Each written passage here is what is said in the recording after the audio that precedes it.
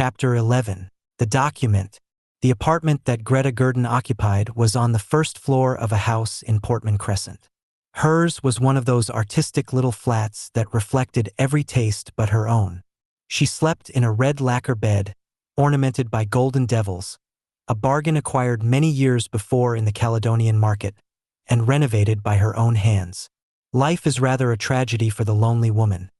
There was a shadowy husband very much in the background, but he had either run away from her or was in a lunatic asylum or something equally unsatisfactory. She was one of the thousands who were endeavoring to keep an expensive establishment on an insufficient income. By profession, she was a journalist. Edited a mildly scurrilous little paper called Mayfair Gossip, which enjoyed a very limited circulation, and in truth took up very little of her time. It was certainly not in the paper's interest that she fostered the delusion that her life was one of hectic gaiety. For she was to be seen occasionally at the most exclusive nightclubs, more frequently at less exclusive establishments of the same order, her visitations being governed entirely by the wealth and taste of her escort. And numerically she had many friends. Her expansiveness and lack of reticence had been tersely and uncharitably condemned into the vulgar word gush. Still, however it might sicken the more sophisticated, it was very pleasant to those who discovered from her for the first time how important or good-looking or well-dressed they were, what taste, discrimination, or tact they displayed upon every conceivable occasion, and how anxiously or impatiently Greta was looking forward to their next meeting. There were young men who took her out to dinner or to supper or to dances. There were middle-aged men, fathers of families, whose hearts she fluttered with the promise of adventure never to be fulfilled, who escorted her to the less expensive places of popular amusement. There were two women who hovered everlastingly on that no-man's land between suburbia and Mayfair, who courted her society and influence under the mistaken impression that she had the entree to the most select circles. Mayfair Gossip was entirely the property of Anita Bellini, and it was an unprofitable concern, a fact Anita never failed to emphasize. When Greta called on a Friday for her weekly stipend, her only regular source of income, the princess was good to Greta in other ways. She gave her an occasional dinner, a discarded dress or two, marched her off to afternoon concerts, and employed her as a sort of unpaid secretary. Occasionally, windfalls came the way of Greta Gurden. £50 here and there for some little service which she had rendered. And she had always a use for the money.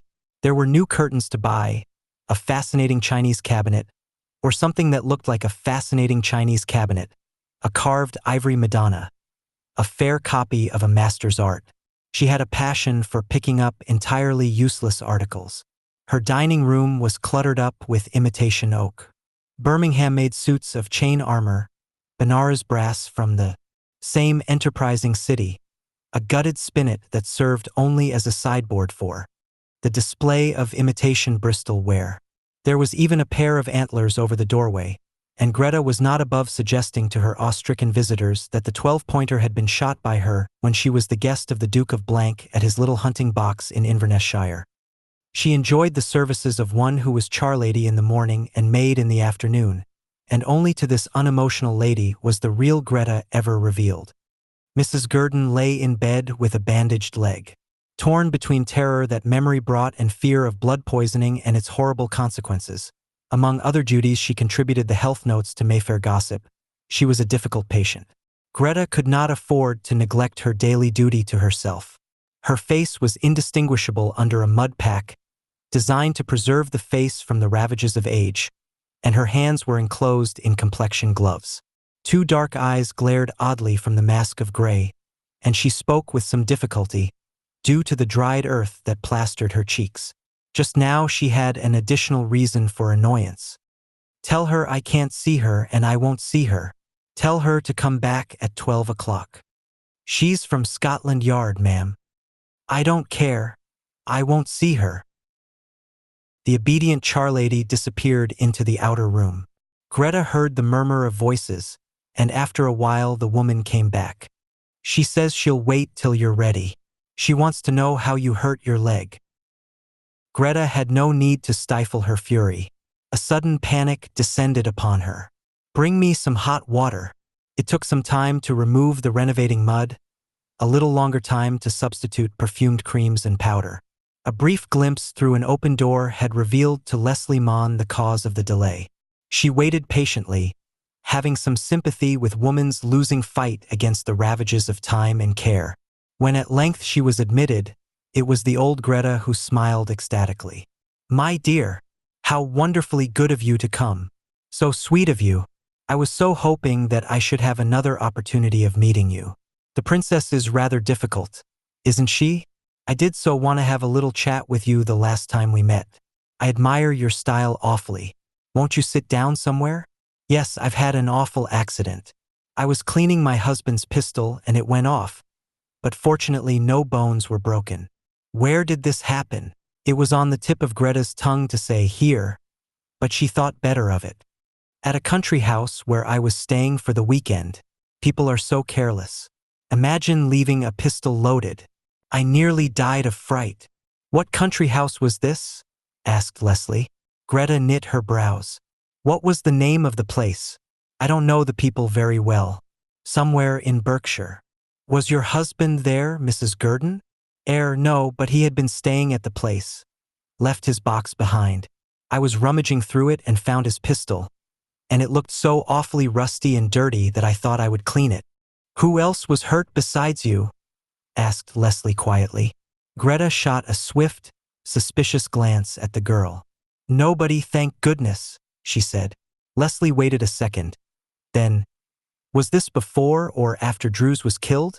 Under the rouge, Greta's face went suddenly gray and pinched. She sat bolt upright in bed and stared at the girl. "Dead?" she said huskily. "Drews is dead? It's a lie. Drews is dead. She was found last night on Barnes Common. Shot." "She?" The woman's forehead was puckered into lines. "She? What are you talking about? I was speaking of Drews." "So was I," said Leslie. "Drews was a woman. You know that. The open mouth, the wide eyes, every visible expression of amazement revealed without question Greta Gurdon's ignorance of the butler's sex. A woman! Good heavens! She sank back on the pillows, exhausted by her emotion, her eyes fixed on the ceiling. But for those wide-open pools of darkness, Leslie would have thought that the woman had fainted. Presently she spoke. "I've nothing to tell you. I shot myself by accident. I know nothing about Drews, nothing. Why should I? The accident occurred when I was in the country. I won't talk to you. I won't." She almost screamed the words. Leslie realized that it would be cruel to question her more closely. The woman was so distressed that she might have hesitated even if she had not feared the effects of a further cross-examination upon one who was in the surgeon's hands. "I will come along and see you when you're a little better, Mrs. Gurdon," she said. Greta made no answer. As Leslie's cab turned out of the street, it passed a big car swinging round to enter the unpretentious thoroughfare, and the girl had a glimpse of the princess. She wished now that on some pretext or other she had stayed, that she might see the meeting between these two. Anita Bellini mounted the stairs and, entering the apartment without knocking, summarily dismissed the charwoman, and Mrs. Hobbs, not unused to such cavalier treatment, departed meekly. "Has Mon been here?" she demanded, as she strode into Greta's room. Her eyes narrowed as she caught sight of the haggard face. "I see she has," she said grimly. "What did she come about?" Greta raised herself on her elbow and pushed up her pillow to support her. She was trembling so that after a second she rolled back on the pillow with a groan. "She wanted to know how I was wounded," she said at last. "What did you tell her?" asked the princess impatiently. "For heaven's sake, pull yourself together, my good woman. How did she know you were wounded? Anyway, did you send an announcement to the newspapers?" "I don't know how she knew, but she did. I told her that it was an accident, that I was cleaning my husband's pistol and it went off." "Anita, is it true?" "Is what true?" asked the princess roughly. "Is it true that Drews is dead?" "Yes." "And that she was a woman?" "I thought you guessed," said the Princess Anita. "Of course she was a woman. My stars, how awful." Anita Bellini's cold glance transfixed the invalid. "What is the matter with you?" she demanded harshly. "Drews was—" She stopped short. How long are you going to be in bed? Greta shook her head. I don't know. The doctor says another week at least. Did you tell her anything more? Really, Greta, you're not to be trusted. Though I never dreamed that nosy little devil would find out about your being shot. I suppose the doctor reported it. She stared down at the woman speculatively. I suppose I'd better give you some money, she said, with no great enthusiasm. You look awful, you know that? You're not wearing well, Greta. All the mud in the world will not take those wrinkles from under your eyes. Why, you're old. The red in Greta Gurdon's face was natural. It came and went. Fury blazed in the dark eyes, for now Anita Bellini had touched her upon the rawest place of Greta's self-esteem and put into words, at this incongruous moment, all that this poor little pose-use feared. But it was Anita Bellini's way to go off at spiteful tangents, to sting and hurt those from whom she expected unswerving loyalty. It was characteristic of her that at this moment, when her mind and spirit were tense to meet the very real dangers which threatened her, she could go out of her way to humiliate her creature. You aren't able to attend to gossip, of course. You're having the letters sent here? She asked, and when the woman nodded silently, the last batch were valueless. There was a little bit about the Debausen woman, but I knew all about that. She isn't worth a penny. In fact, there's a bankruptcy petition out against her husband. You had better write a spicy paragraph about her. That is all the information is worth. She was walking about the room as she spoke, stopping now and again to look, with a contemptuous lift of her lips, at the tawdriness of the imitations with which the room was stocked. I'm going to Capri in the spring, she said. The new villa has been bought. I suppose I'd better take you along with me. She did not see the malignity that shot from the dark eyes. The paper will have to go. It is becoming more and more useless. If you had had a spark of genius in you, Greta, you would have made that into a property. You are sure you told that detective girl nothing? Nothing, said Greta, regaining control of her voice. What is this? Anita had stopped before a big secrétaire, pulled down the flap and was examining a number of letters neatly tied in bundles. Are those the papers of mine that I asked you to put in order? Yes. The princess detached one letter from a bundle, read it and tossed it back. Most of these things can be burned, she said. You found nothing of importance? No, nothing. Something in Greta's tone made the other turn her head. What's the matter with you? And then the pent-up fury of Greta Gurdon burst forth. She was sobbing with rage, almost unintelligible in her anger. You treat me as if I was a servant, patronizing. I hate your beastly way of talking to me. I'm not a dog. I've served you like a slave for 12 years, and I won't be talked to as you talk to me. I won't. I'd sooner starve in the gutter. I suppose I am getting old. I know I am, but you needn't throw it in my face. You're always talking about my looks. If you can't say anything nice, say nothing at all. I'm tired of it. Don't be a fool, scoffed the princess. And don't be hysterical. You've got your future to consider and you're not going to help by quarreling with me. You can't go back to the chorus. That's the sort of horrible thing you would say, stormed Greta. I think you're loathsome. I won't do another stroke of work for you. She ended in a passion of weak tears, and Anita Bellini did not attempt to mollify her. She knew from past experience that in an hour or two she would have a penitent message from her slave asking forgiveness for this outburst. For this was not the first time that Greta had revolted, only to come to heel at the snap of Anita's whip.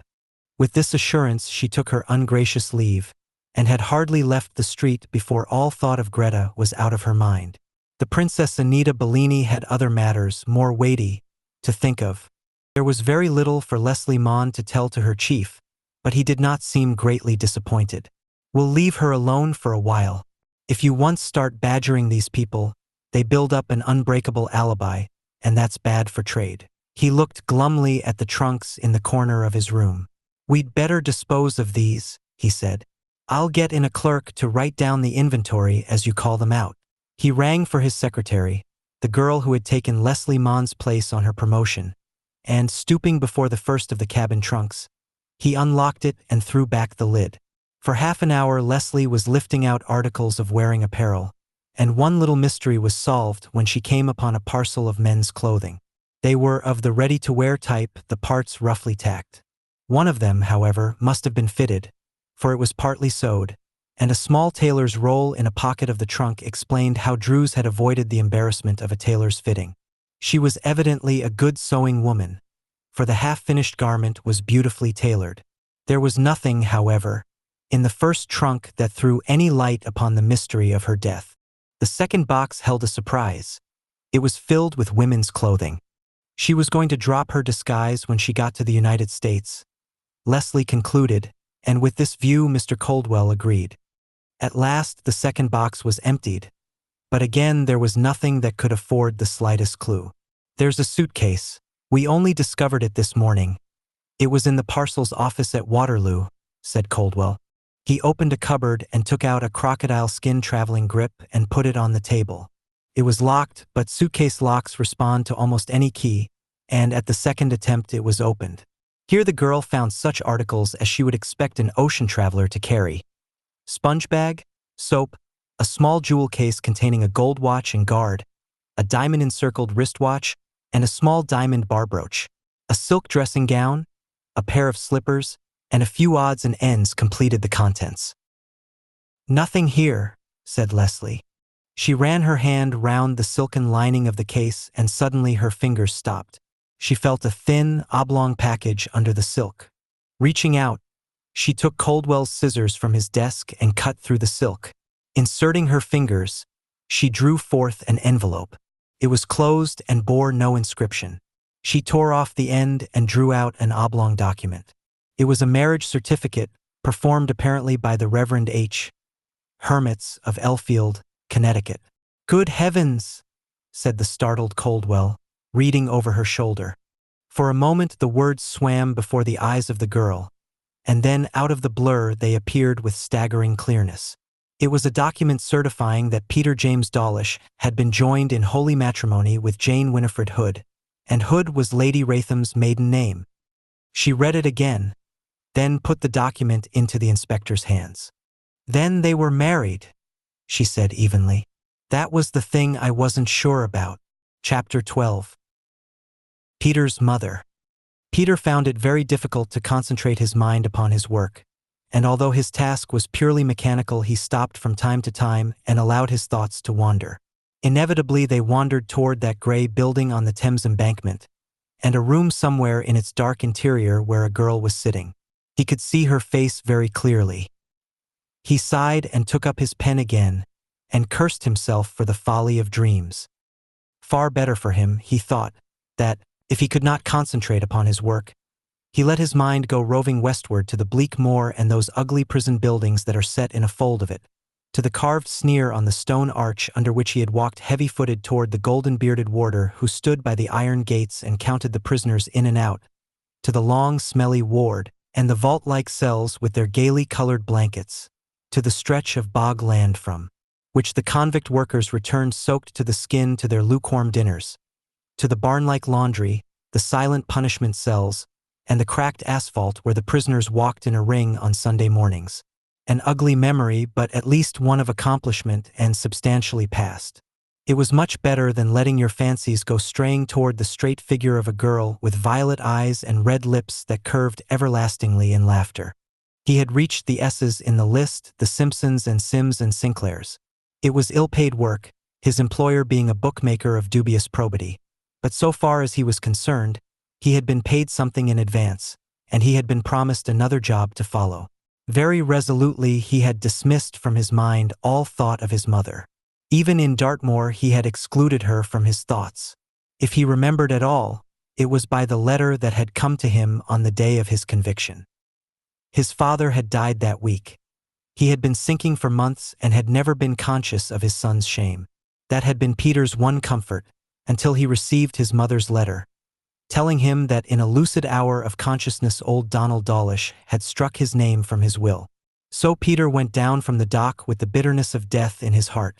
Beside that knowledge of his father's last act, the 7 years' sentence was as nothing. At 6 o'clock Elizabeth brought him his tea. She was unusually solemn and silent, and when he attempted to start a little conversation with her, She was so embarrassed that he did not attempt to pursue this course.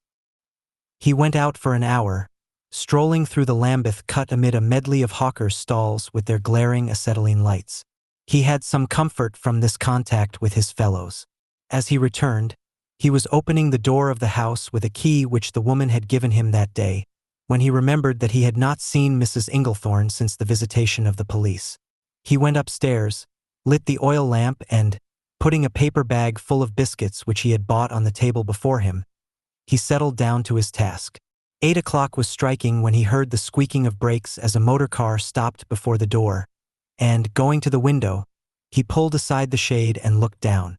It was too dark to distinguish the visitor, but his heart leaped at the thought that it might be Leslie Maughan, and he opened the door and waited. This time he heard Mrs. Inglethorne's voice, and after a while she called up to him sourly, "A lady to see you, Mr. Dawlish. Will you ask her to come up, please?" He went back into the room and waited. The step on the stairs was slower and heavier than Leslie's. And then there came through the open doorway the last woman in the world he expected to see. His mother. Her cold eyes went from him to the littered table. "Fine work for the son of a gentleman," she said in a hard voice. "I've known worse," he replied coolly. She closed the door behind her, as though she knew something of Mrs. Inglethorne's irrepressible curiosity. "I never expected I should see you again," she said, declining with a gesture the chair he pushed forward to her. "But having given the matter a great deal of thought, I have decided that I ought to do something for you. I am buying and stocking a small farm for you in Western Canada, and I am making you a small allowance to enable you to live even if the farm fails, as it probably will. You will leave for Quebec on Saturday week. I have booked a second-class passage for you." And, when he was about to speak, "I don't want you to thank me. I shall feel happier when you have left the country. You have brought everlasting disgrace upon your father's name, and I do not wish to be reminded constantly of the fact." Here she stopped. "You were altogether wrong when you thought I was about to thank you," he said quietly. "In the first place, I have no intention of accepting your charity, and in the second place I have no aptitude for farming either in Canada or in England."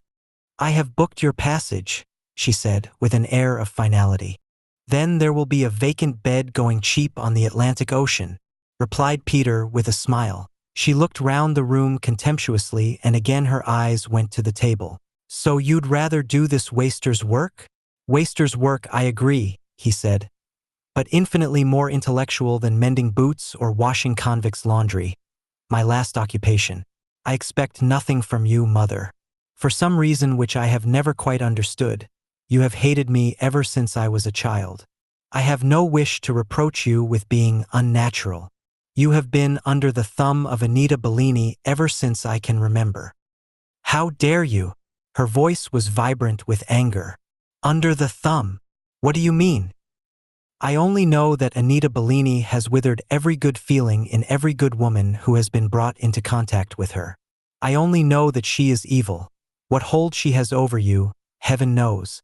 It has been sufficiently strong to rob me of the one gift which is every man's right, a mother's love. I dare say that sounds a piece of sickly sentimentality, but it is a big thing, a very big thing." "You have had what you deserved," she interrupted brusquely. "And I did not come here to discuss my duty.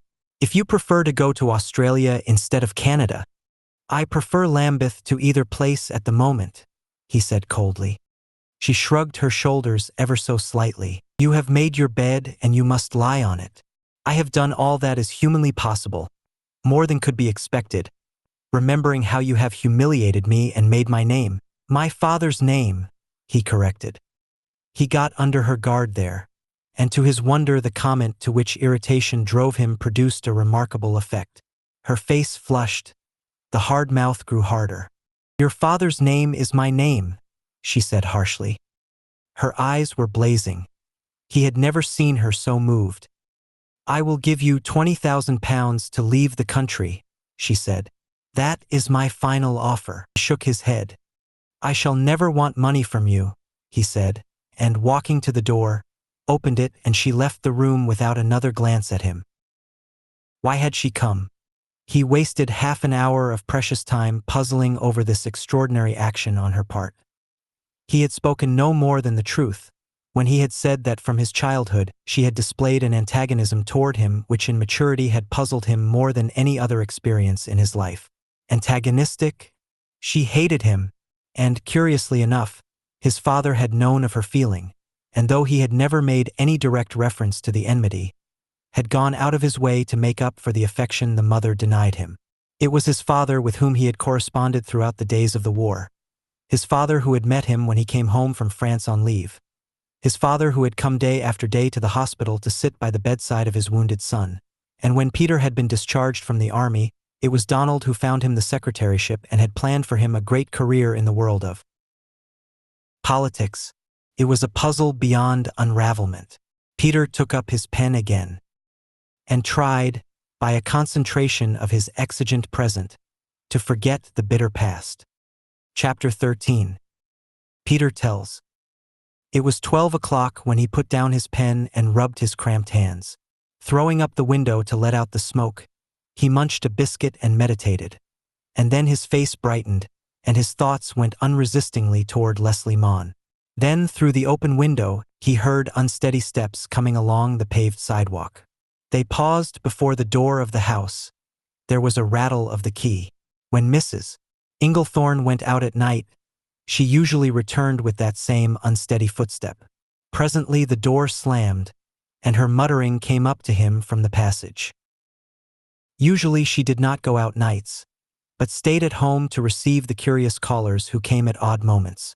They always knocked once with the knocker and once with the flat of their hands, and generally they carried a parcel or package, big or small.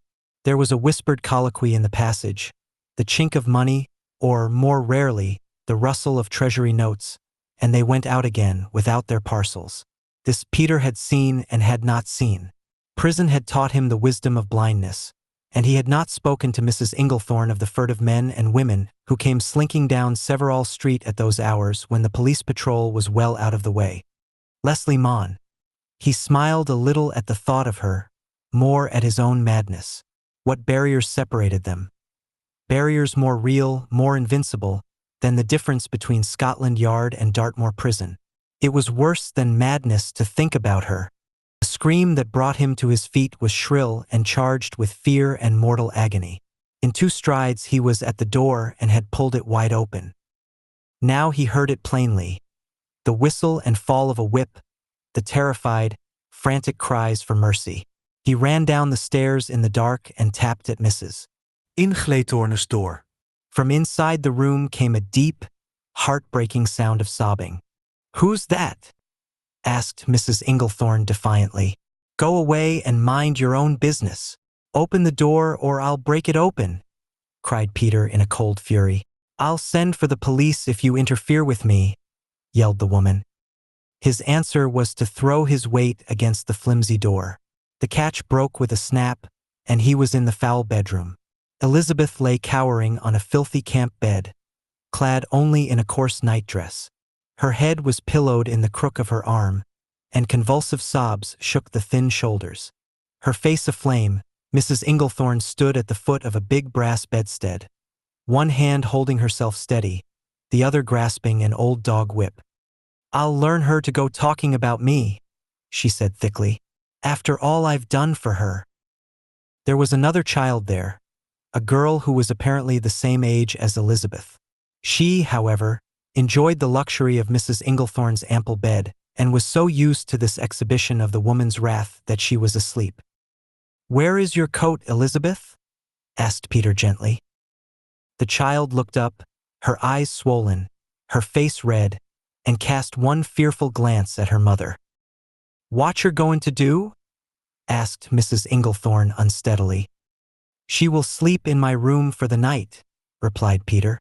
"Tomorrow I will make other arrangements for her, and if you give any trouble I shall send for the police." Mrs. Inglethorne was amused in her way. "Send for the police," she scoffed. "I like that, an old lag sending for the police. And they'll come, won't they?" "I think so," said Peter quietly. "They will come, if only to discover why you never use the back room upstairs as a bedroom, Why it is always kept locked except after your visitors' calls." The smile died from the woman's face. "As far as I'm concerned," Peter went on, "you can fence till the cows come home, but I'm not going to have you beating this child while I'm in the house. And when I'm out of it, and out of it for good, I'll see that she is well looked after." The woman's face was mottled with fear. "Fence?" she spluttered. "I don't know what you mean by that low word. If you mean I receive stolen property, then you're a liar." "Let me call the police and settle the matter," said Peter. The threat sobered her. "I don't want any police in my house. The kid annoyed me, and it's a hard thing if a mother can't cane her own children without being interfered with. If she wants to sleep upstairs, she can, but she'd be better off down here, Mr. Dawlish. You haven't got any accommodation for a little gel." This was true. "All right, get into bed, Elizabeth." He covered her up with the pitifully thin bedclothes, and without apology took Mrs. Inglethorne's heavy coat that lay over the bed rail and put it on top. "Sleep well," he said, and patted her cheek. She was safe for the night. What happened in the morning depended entirely on the view which Leslie Maughan took of a scheme that was beginning to take definite shape. Mrs. Inglethorne was a fence, a buyer of stolen property.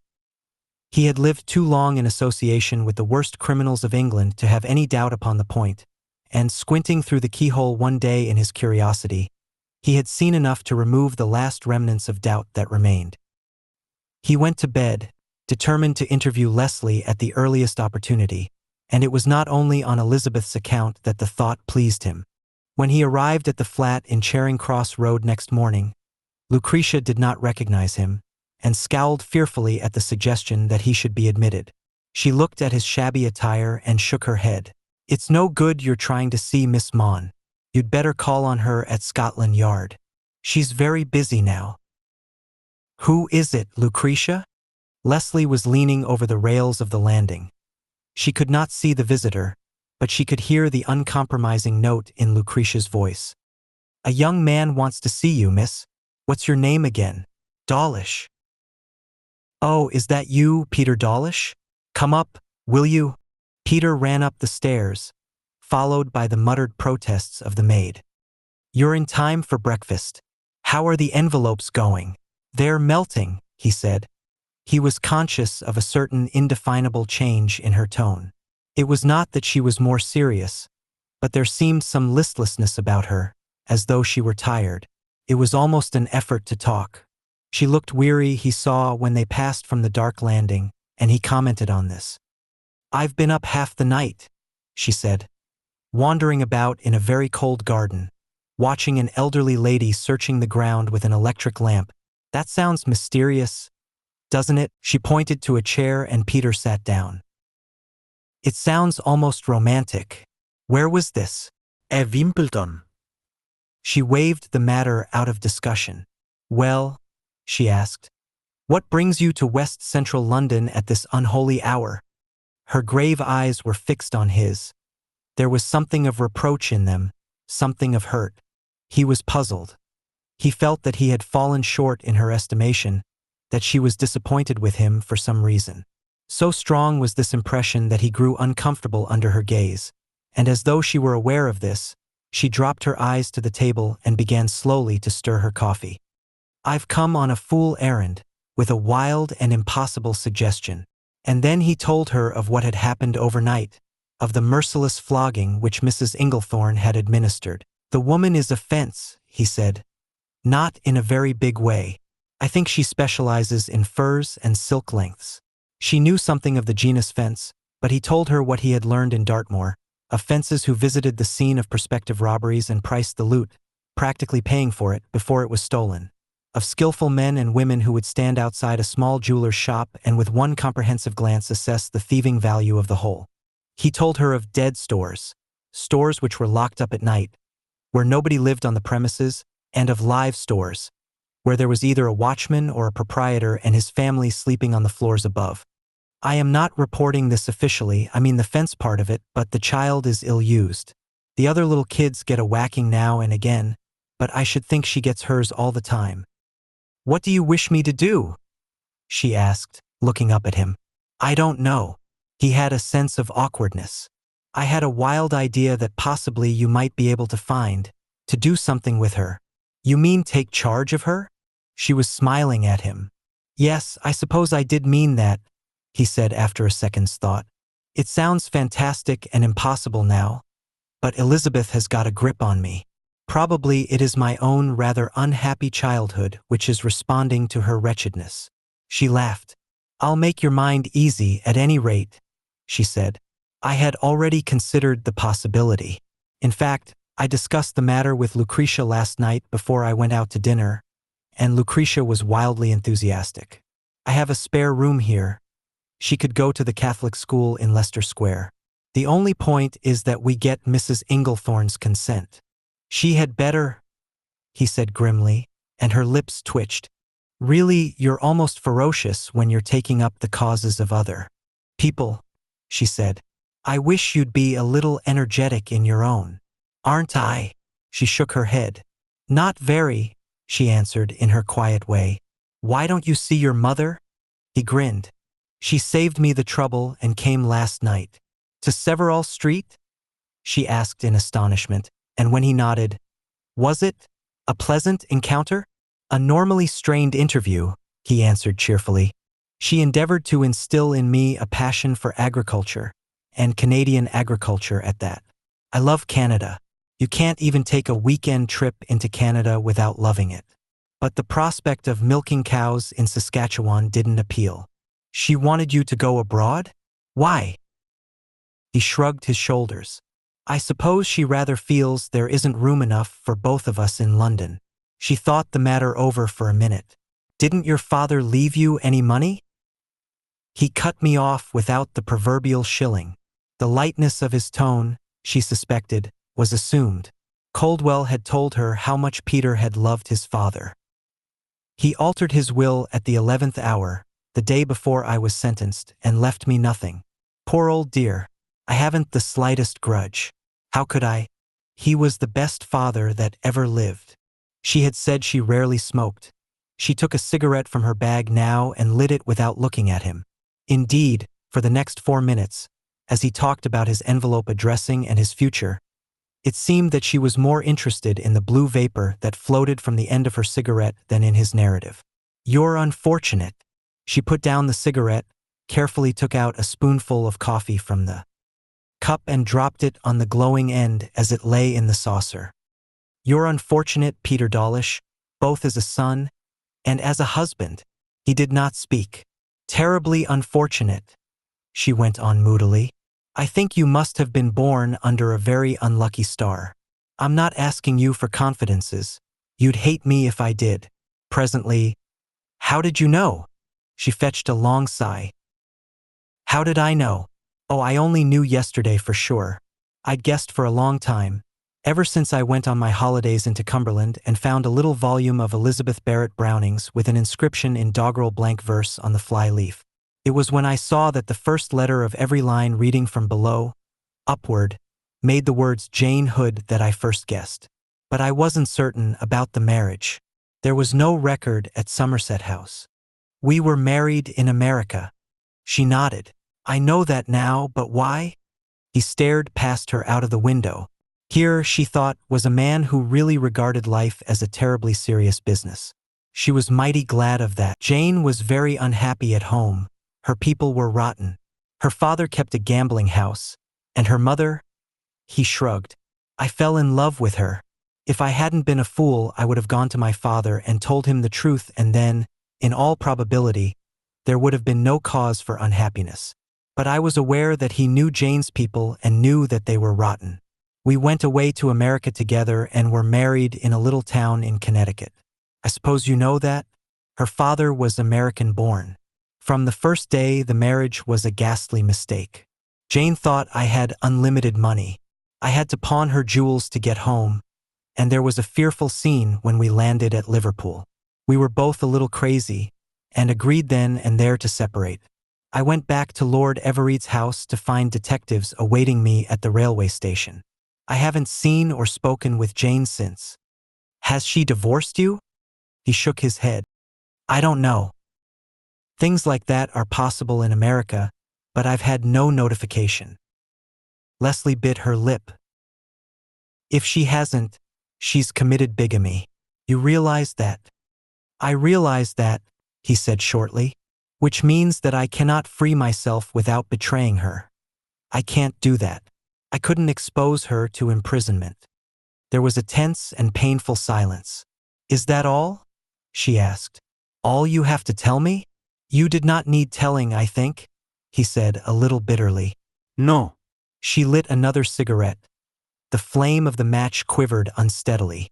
You're very unfortunate, Peter Dawlish. She blew out the match with deliberation and put it carefully in her saucer by the side of the sodden cigarette. You knew nothing about Drews, of course, or you would have told me. When did you say your father disinherited you? The day before I went to prison. She considered this. Tell me, Peter. You don't mind my calling you Peter? I feel rather sisterly toward you just now. What was the relationship between your father and mother? Cordial. He shook his head. No, they were never cordial. They were polite. She bit her lip, looking at him absently. Did you ever see the Princess Bellini at your father's house? Only once, he replied. Father disliked her. She was a sort of aunt, wasn't she? Leslie interrupted. I've never exactly fathomed the relationship. I've always understood that the Princess Bellini's brother married my mother's sister. She rose from the table abruptly, for no apparent reason. Peter Dawlish, she said, and her voice shook a little in spite of her assumption of banter. If you were cursed with my intense curiosity, you might be a very much happier man. What do you mean? He asked. I'll tell you someday, and now let us get back to our muttons. And our muttons for the moment is poor Elizabeth. The only difficulty in the way is Mrs. Inglethorne. As a loving mother, she may very well object to her child being taken from her. Obviously, I cannot use the same argument as you have used. If she is a fence and a lawbreaker, it is my duty to inform Mr. Coldwell and have her arrested. If she isn't a lawbreaker, we shall have to get after her from another angle. That sounds terribly businesslike. I think I'll go back with you to Severall Street and see Mrs. Inglethorne myself. She may be amenable to reason. Chapter 14. An arrest. They went by bus to the southern end of Westminster Bridge and walked along York Road together. Just before they reached Severall Street, they saw a small motor truck turn into the main road, and mechanically Leslie, who had a weakness for such mental registrations, turned her head to note the number. It was a favorite trick of hers to carry 50 or 60 motorcar numbers in her head and jot them down at the close of the day, a practice into which Mr. Coldwell had initiated her. As she looked round, she heard, "Lady!" A shrill voice called her. "Who was that?" she asked, but Peter had not heard. They reached the house and he opened the door and called Mrs. Inglethorne, but it was one of the children who answered. "Mother's gone out. Her and Elizabeth." Sometimes the woman took the child with her when she went shopping, Peter explained. "I'm afraid I've brought you on a long job," he said. "She may be out for hours." Leaving her for a moment in the passage, he ran upstairs to his room, intending to show her one of his small treasures, the photograph of his dead father. He reached the head of the stairs and then stopped aghast. The door of the mysterious locked room which adjoined his own was wide open, and when he strode in he saw it was empty. Mrs. Inglethorne was a quick worker, and, in the space of time between his departure and his return, had removed all evidence of her guilt. He went into his own room, pulled open the drawer of the table where he kept his few treasures, and had taken out the small leather-covered portfolio when he saw some writing on the pad. A few scribbled words in a childish hand. "She has taken me away. Elizabeth." He tore off the corner of the blotting paper and went back to the girl. "I was afraid of this," she said in a low voice. "Do you remember the cry, lady, as we passed the motor van? Where is the nearest telephone booth?" At the corner of the street was a little general shop which had a telephone sign, and Leslie almost ran to the shop. There was some delay before the instrument was disengaged, but in a few minutes she was connected with Scotland Yard and was talking to Coldwell. "The number of the car is XY63369, she said. There is no doubt whatever that it contains stolen property. But it is the little girl I want. I'll send out a call, was Coldwell's reply. We may not pick it up before tonight. On the other hand, we may be lucky. Where are you going now? Asked Peter when they were outside the shop. Back to the house, said Leslie. I want to look at that room. They cleared everything. She nodded. Thieves in a hurry are very careless people, and perhaps Mrs. Inglethorne isn't so clever as she imagines. The room was apparently bare. The only article of furniture it contained was a long table, and by the dust marks on this Leslie was able to judge the extent of the property that had been stored. On either side of the rusty fireplace was a cupboard. One of these she opened and found empty, except for a little heap of rubbish at the bottom. The second, however, was locked. With a table knife borrowed from the kitchen, she forced back the catch and pulled open the door. There was nothing very much there, but enough. There were 3 bolts of silk, one still bearing the label of the wholesaler from whom it had been stolen. Thieves in a hurry are very careless, she said, with the light of battle in her eyes. And it really doesn't matter whether Mrs. Inglethorne is hanged for a sheep or a lamb, so long as she's well and truly hanged. She sent Peter to the police station and went down to interview the children. A grubby lot of little people they were, very pale, very starved looking, except one who apparently was in charge in Mrs. Inglethorne's absence. She was the little girl, Leslie learned later, who had slept in the woman's bed, and, unlike the others, she bore a striking facial resemblance to her mother. You didn't find nothing, did you? She was frankly hostile. You've got to be up very early to catch my old woman, Mrs. And then, turning to the silent semicircle of children who constituted the remainder of Mrs. Inglethorne's family, she ordered them peremptorily away. Go and play in the backyard. Poor little starvelings. Leslie's heart ached to see them. She sought, by delicate inquiry, to discover where Elizabeth had been taken, but the preternatural cunning of the child she questioned baffled her. Peter came back in a very short time, accompanied by a uniformed inspector and a plainclothes officer. They made an inspection of the silk and carried it off with them to the station. This may affect you a little, Peter Dawlish, said Leslie when they were alone. The children will be removed to the workhouse this afternoon, and Mrs. Inglethorne will be arrested immediately on her return, so that you will have the house to yourself. He laughed. I'm not depressed, he said. He walked with her as far as Westminster Bridge Road, and at parting she asked him a curious question. What would you do if you had £500,000? He looked at her in astonishment and laughed. That isn't my favorite dream, he said. But I think the first thing I should do would be to send to America to discover whether I have been, as you would say, well and truly divorced.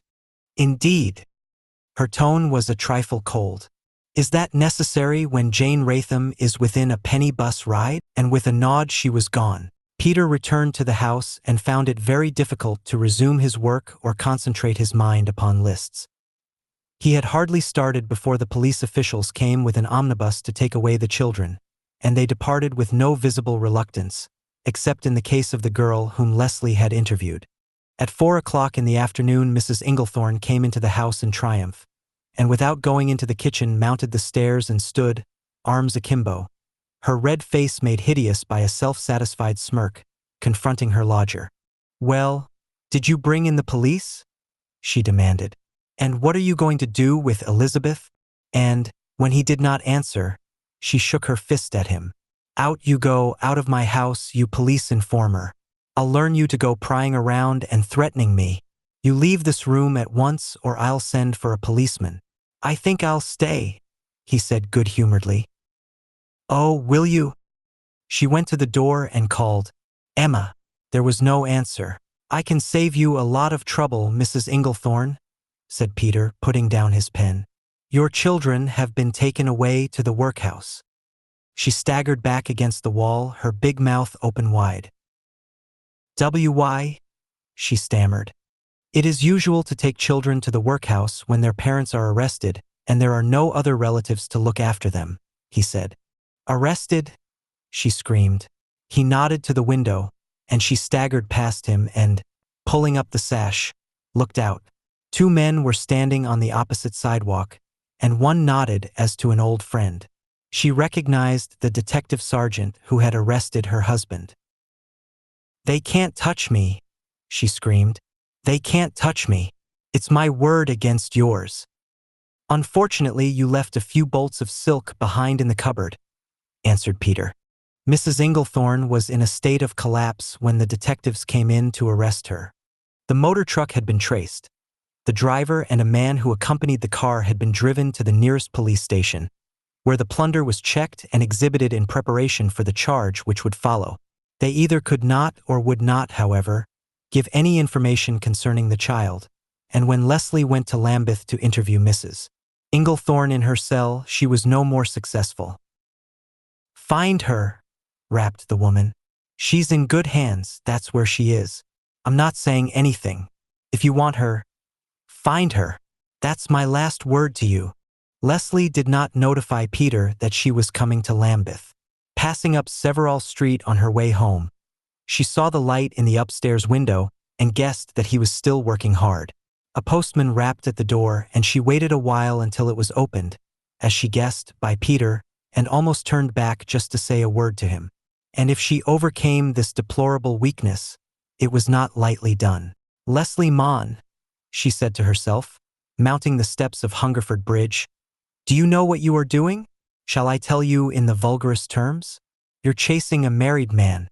Leslie, that isn't done. Not in the best society." She was uncommonly weary when she dragged herself into her own sitting room, deciding to forego the duty she had planned. This was a second call upon Greta Gurdon. That afternoon there had been a consultation at Scotland Yard, but matters had not developed sufficiently to justify the issue even of a search warrant. After a light dinner, she took out the letter she had received 2 nights before, spread the foolscap on her desk, and examined it carefully. It was a queer story she read, even in the stilted terminology of an elderly country parson, who employed such words as primogeniture, and felt it necessary to sprinkle his pages with quotations from Horace, mostly in Latin. The writer was the vicar of a small Devonshire parish near Budleigh Salterton, and he had, as he said in a preliminary flourish, reached the 80 of the prophet. He wasted a page in explaining how he came to reach these years, and employed mens sana in corpore sano at least twice in the first folio. He knew the Drews family very well. They lived in his village and had done so for hundreds of years. He himself had baptized Alice Mary Drews and Annie Emily Drews, and several other members of the Drews family which he thought it was necessary to enumerate by their full names. It had necessitated long researches in ancient registers. The Drews family had for generations farmed some 40 acres of poor land on the edge of Dartmoor. They were a wild family with a bad history, and here the reverend gentleman, who was also something of a scientist, branched away from the main track to a discourse upon heredity which would have done credit to a Lombroso. Old Father Drews was a lunatic and had died mad. His grandfather had committed suicide. There was a record in the parish registry and a note that he had been buried at the crossroads, in the proper manner for such as take their lives. Drews's grandmother had also a history of sorts. The clergyman remembered her as a respectable woman, though inclined to gaiety, and he even felt it necessary to retail a 100-year-old piece of scandal, something that had happened at Widdicombe Fair. Alice was illiterate. He had extracted a note of this fact from the register of the church school. Annie, on the other hand, was a diligent scholar and showed surprising proficiency in the study of the so-called dead languages, so that she speedily secured a respectable situation with a haberdasher in Exeter, a Mr. Watson. She was a God-fearing young woman, a communicant, and eventually married a well-to-do farmer in the neighborhood of Torquay. The farmer's name Leslie jotted down on her pad. The third of the daughters, Martha, was of an exemplary character, though of no great educational attainments. About her the clergyman was very explicit, for it was he who had obtained her a post first as still-room maid at a Plymouth hospital, and afterward, on his recommendation, as a probationary nurse. It was believed that she went to South Africa and married a prosperous carpenter. When Leslie had traced Drews to that little Devonshire village and wrote, with no great hope, to the vicar, she hardly expected so voluminous and conscientious a record of the family history, for he even sent photographs of tombstones which marked the departed Drewses of the 18th century. If she had only read this before, she thought, she could not have been shocked by the discovery that Arthur Drews was a woman. for apparently there was no male member in that family, except the semi-lunatic father and a remote uncle who for some reason wasn't called Drews at all. She read through carefully, took down an atlas and a gazetteer from her bookshelf, and finally locked letter and data in the drawer. Her work was by no means finished for the night, though she was dropping with weariness. She had a number of letters to write. Before she had left the office, Mr. Coldwell had given her the names and addresses of a dozen people who would be helpful to her in the search she was making. At 11 o'clock they phoned from Scotland Yard to tell her that there was no news of Elizabeth. Mrs. Inglethorne, confronted as she was with a long term of imprisonment, possibly of penal servitude, refused any information about the child, except that she had gone to her aunt's. Lucretia brought her coffee. The girl had an irritating trick of expressing her disapproval by audible tut-tuts, and twice did she tut-tut into the room and out again. At last she extinguished all the lights in the room save the table lamp. "You've got to go to bed, miss," she said firmly. "I'll have you on my hands if I'm not careful. And what about this young girl?" Leslie rose stiffly from her desk, gathered the letters together and stamped them. "She is not coming tonight," she said. "Post these, Lucretia. I'll wait for you to return and then you can go to bed." She heard the door open and guessed, by the cold draft that swept up the stairs, that Lucretia had followed her usual practice of leaving the door ajar while she went to the nearest pillar box, which was some distance from the flat. It was part of the night's routine that Lucretia should take the letters, almost a ritual that Leslie should stand in the open doorway of her sitting room until she heard the girl return. The maid could not have been gone half a minute before the street door below closed softly. She heard the gentle thud of it. "Is that you, Lucretia?" she called down into the dark hall. There was no reply. Her flesh crept, for no reason that she could understand. A cold shiver went down her spine. Leslie Mann was not a nervous girl. Her duty and association with Coldwell had taken her into many uncomfortable situations, and unless it was because she was very tired, there was no particular reason for nervousness. But her sensation was something more than the uneasiness which comes to the strongest nerves when they are left alone in a house. It was a premonition, a warning, indeed a certain knowledge that there was somebody in the hall below who should not be there. She went back into the room, closed the door quietly, and slipped in a bolt she had fitted. She switched on the lights that Lucretia had extinguished, and, going to the window, pulled the curtains apart and lifted the sash. Charing Cross Road was fairly well crowded with people. It was a clear night, and a few paces away she saw 2 policemen patrolling, and presently she discerned Lucretia making her way hurriedly across the road. The maid came beneath the window simultaneously with a policeman. Leslie called her and she looked up. "Tell the policeman I want them to come in," she said. "Here is the key, catch." One of the officers caught the key deftly. "Anything wrong, miss?" he asked, knowing her. "I think somebody has come into the house while my maid went out to post a letter. You left the door open. Did you, Lucretia?" "Yes, miss, I did," confessed the agitated Lucretia. "I forgot to take the key." "Well, hurry," she began. At that moment all the lights in the room went out. She sat on the sill and swung out her legs, her eyes fixed on the door, which was visible in the light of a street lamp. A faint creaking sound came to her ears and she saw the door move slightly. The bolt was straining under some enormous pressure. Then a voice from the pavement below hailed her. "The street door won't open, miss," said the policeman's voice. She looked back at the door. The slot of the bolt was giving under the strain. "Can you catch me?" she asked. The 2 men ran to the pavement beneath her. "Jump!" Again she looked back. At that moment, with a crash, the door opened. She had a dim vision of 2 stunted figures. Then, bracing her hands on the sill, she jumped. It was not a dignified landing, but for the moment Leslie Mann was less interested in her dignity than her safety. A crowd had already gathered, attracted by the unusual happening, and there appeared from nowhere an inspector of police, a resourceful man who, having heard the story, immediately stopped an omnibus and ordered the driver to bring his big machine onto the sidewalk immediately beneath the window. Standing on the rail of the bus, one of the policemen reached the windowsill and climbed inside, and was followed by the inspector. There was no sound of the struggle which the morbid crowd expected. A few minutes later, the door below was unbolted and Leslie and the trembling Lucretia went into the passage. They found the hall window on the first landing wide open. A police whistle buzzed in the street. In a very short time, the block would be surrounded. "No, they haven't cut the wire as far as I can see," said the inspector, examining the wall of the passage with his lamp. "Where do you keep your fuse box?" "I think it is near the door," said the girl. Proved to be within easy reach. The flat had been darkened by the simple expedient of removing the fuses. They found them intact on the floor and replaced them, and an inspection was possible. Except for the broken door, no damage had been done to the flat. Whoever the intruders were, their time had been too short to conduct a search of the room. The drawers of the desk were untouched. "They hadn't much time, had they?" said the puzzled inspector. "I can't understand this job. If they were ordinary burglars, they would have cleared just as soon as they knew you had spotted them." Half an hour later, and before the police had departed, Mr. Coldwell came on the scene. By this time, every roof and yard in the vicinity had been searched. Night watchmen had been aroused from their surreptitious sleep, and a small army of police detectives had examined every window that might afford a possible means of escape. But no sign of the intruders was discovered. "I don't like this," said Leslie.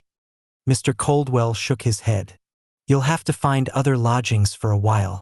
Tomorrow you had better transfer your belongings and Lucretia to my house at Hampstead." For 5 minutes he discussed in a low voice the theories he had formed, the plans he had made. "I don't think it is necessary to leave a policeman in the house," he said at last, and a little yellow man curled up on the top of the high bureau in Leslie's room, screened from observation by the old-fashioned frieze of the wardrobe, was relieved. He heard the policeman go clattering down the stairs, and after a while, "Just phone me if you're at all nervous, Leslie. Good night." Coldwell's voice sounded from the hall. There was the slam of a door. The little yellow man, who spoke and understood English very well, did not smile to himself, because he was of a race that seldom smile. Leslie went into her bedroom with a yawn, gathered her sleeping things and disappeared into the bathroom.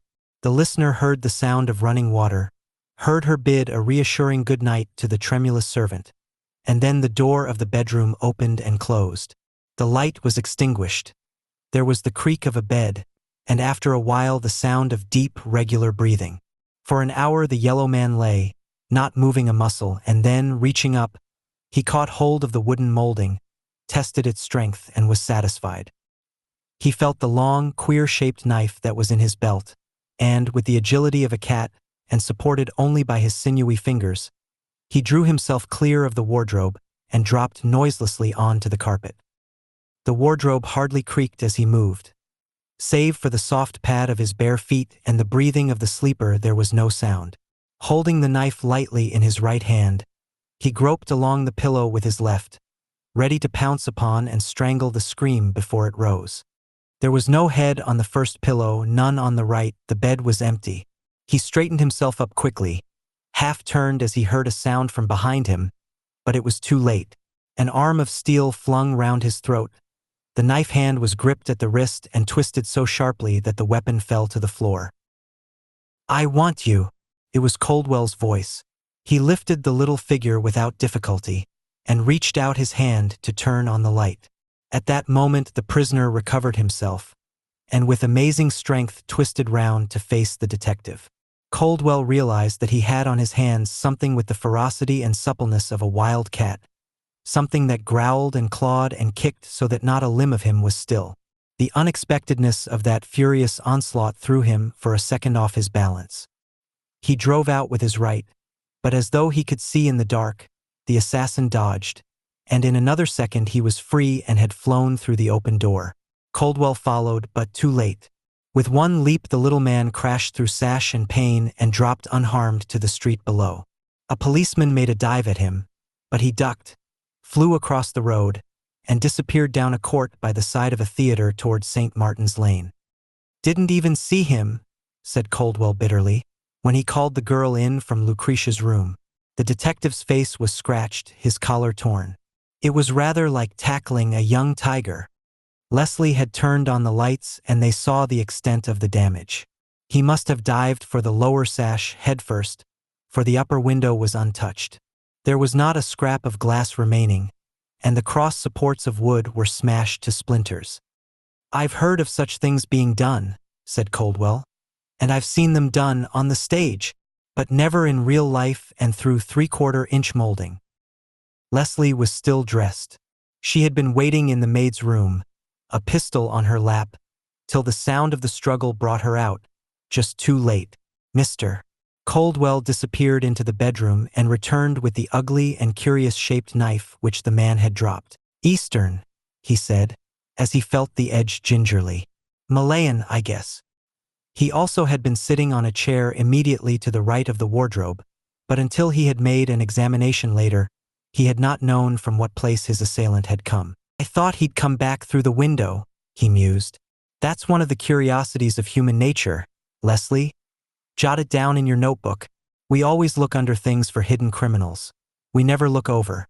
And yet the cleverest fellow that ever got away from the police was a steeplejack who hid for a fortnight at the top of a smokestack. Ever wear garters, Leslie?" She laughed softly. "That almost sounds indelicate to me," she said. "No, I won't go very deeply into the question, but I don't wear garters." He was quite serious. "Wish you would, just to oblige me. One garter, anyhow. I meant to give it to you today." He drew something out of his pocket and she gasped. "You really wish me to wear this?" He nodded. "A little heavy, but I wish you would," he said. He insisted upon staying the night, and to make doubly sure had a policeman put on duty in the hall below. Early as the hour was when she went out to her bath, she found him up and dressed, studying the morning newspaper. "Wonderful how you miss things when you're away from the yard for a few hours," he drawled. She turned back from the open door of the bathroom. When Mr. Coldwell drawled, there was something sensational to come. "What have we missed?" she asked.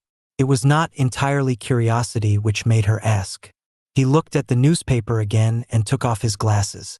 "Peter Dawlish was arrested last night." She gazed at him in horror and amazement. "Arrested? On what charge?" "Threatening to murder Princess Anita Bellini," was the staggering reply.